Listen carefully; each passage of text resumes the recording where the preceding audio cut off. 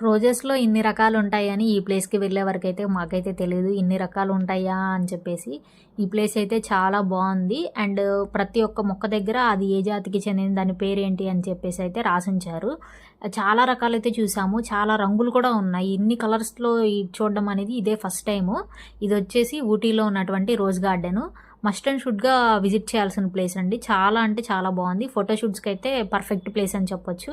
And మీరు nature lovers అయితే గనక అండ్ మొక్కల ప్రియులైతే గనక ఈ ప్లేస్ అయితే చాలా బావుంటుంది. ఆ పూలను చూస్తుంటే ఎంత బావుంది, ఎంత ఫ్రెష్‌గా ఉన్నాయో బాగా మెయింటైన్ చేస్తున్నారు అనిపించింది చూడగానే అయితే.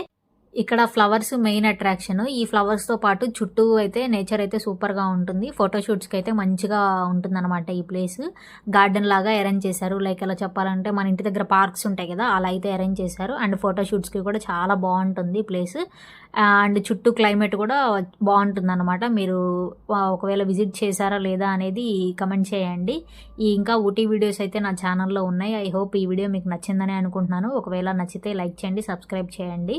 ఇక ఊటీ వీడియోస్ అయితే పోస్ట్ చేస్తున్నాను. మీకు ఇంట్రెస్ట్ ఉంటే గనక నా ఛానల్‌ని విజిట్ చేసి చూడండి. ఇంతే ఈ వీడియోకి. మళ్ళీ నెక్స్ట్ వీడియోలో కలుద్దాం. Until then bye. Thank you for watching my channel.